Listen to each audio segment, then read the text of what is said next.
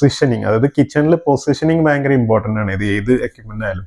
ഇപ്പോൾ ഡിഷ് വാഷറിൻ്റെ പറയുകയാണെങ്കിൽ തീർച്ചയായിട്ടും നമ്മളത് ഏറ്റവും അടുത്ത് തന്നെ വെക്കണം സിങ്കിൻ്റെ.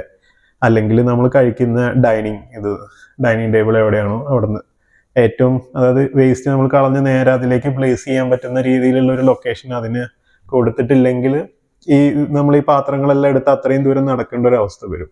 അത് നമ്മൾ വീട്ടിൽ കുറേ സ്ഥലം ഉണ്ട് എന്ന് വിചാരിച്ചിട്ട് വേറെ എവിടെയെങ്കിലും കൊണ്ടുവയ്ക്കാമെന്ന് വിചാരിച്ചു കഴിഞ്ഞാൽ അതൊരു ബുദ്ധിപരമായ നീക്കമായിരിക്കില്ല.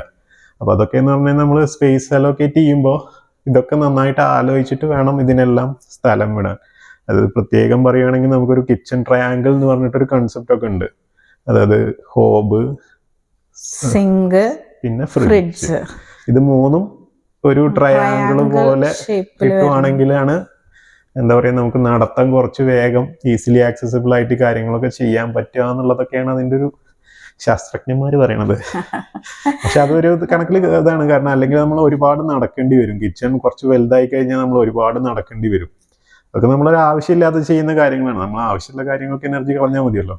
അങ്ങനെയല്ലേ, സ്ഥലം കുറെ ഉണ്ട്, കിച്ചൺ വലിയ കിച്ചൺ വേണമെന്നുള്ളവർക്ക് എന്തും ചെയ്യാട്ടോ. അത് അല്ല, അങ്ങനെ ചെയ്യുമ്പോഴുള്ള ഡ്രോബാക്ക് ആണ് അത്. ഒരുപാട് നടക്കേണ്ടി വരും. കാരണം ഒന്ന് പാത്രം കഴുകണമെങ്കിൽ 1 കിലോമീറ്റർ അപ്പുറത്തുള്ള സിങ്കിലേക്ക് നടക്കേണ്ടി വരും.